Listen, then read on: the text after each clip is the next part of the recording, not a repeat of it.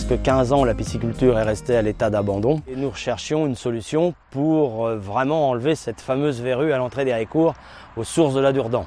Tout le monde s'est mis autour de la table et la commune a commencé par acheter le site que nous avons payé à l'époque 279 000 €. Le site a été renaturé en gros pour la commune gratuitement avec l'apport financier de l'agence de l'eau via la fédération de pêche. Ça a été l'acquisition d'1 hectare où il y a eu l'aménagement de la mare, le changement du tracé de la rivière qui a presque été doublé et la mise en place d'une sente piétonnière en bois. L'espace de l'habitation, lui, va être dévolu à des gîtes, une salle de réception pour cocktail et un niveau du moulin pour coworking, pour entreprise. Et nous aurons l'aménagement à prévoir entre le centre-bourg et la bâtisse qui sera transformée en gîte. La Durdan, c'est un fleuve qui fait 23 km et puis donc qui a connu un essor industriel très important. Et donc en fait c'est une succession de biefs et de chutes d'eau, cette rivière. Et donc depuis, ces activités industrielles ont pour la plupart disparu. Donc il reste quelques moulins patrimoniaux avec la Belle Roue, etc. Mais il existe d'autres sites, comme ce site de la pisciculture d'Héricourt, où finalement l'activité industrielle a complètement disparu. Donc voilà, une nouvelle lecture de paysage était indispensable ici, un nouveau développement était à prévoir. Et donc finalement on avait ici des installations qui étaient vétustes, qui étaient complètement dégradées. Et donc le projet nous a tout de suite plu parce que l'idée c'était de retrouver une rivière naturelle à la place d'une succession de bassins. Et finalement l'intérêt c'est de retrouver des frayères à poissons, de retrouver des zones où il y a du courant, des zones où on a des invertébrés, où on a de la vie aquatique. Voilà, au lieu d'avoir un cours d'eau qui est segmenté, corseté entre des bassins et puis la route. Avec ce cadre naturel retrouvé, je pense que le pari est gagné. Et puis moi, ce qui me fait plaisir ici quand je vois ce site, c'est que chaque fois que je viens, il y a toujours des enfants qui font du vélo, il y a des familles qui se baladent. Et voilà, outre l'aspect pêche, on a, je crois, une redécouverte sociale de la rivière grâce à son patrimoine naturel en fait.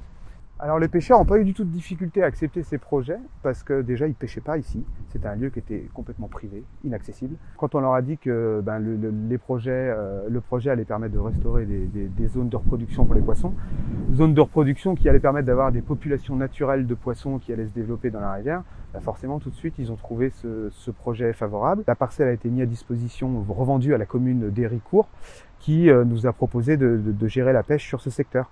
Donc évidemment, voilà, nous l'idée c'est plutôt de développer une pêche en no-kill pour, je dirais, pérenniser les gains qui ont été obtenus sur ce site par les travaux. Maintenant on a un parcours de 800 mètres qui commence vraiment à devenir intéressant. Alors libre circulation, on dit toujours des poissons, mais aussi des sédiments et de la vie tout simplement, quoi, parce que le cours d'eau, lui, il doit vivre.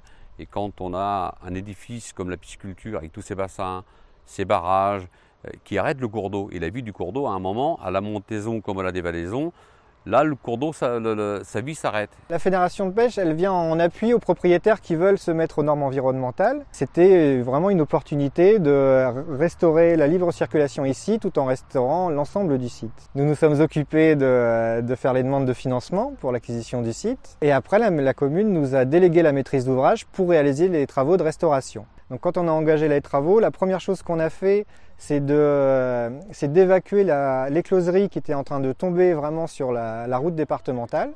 Donc ensuite, nous avons recréé un nouveau bras de rivière en s'inspirant des modèles naturels, en faisant des méandres, en essayant de diversifier les milieux.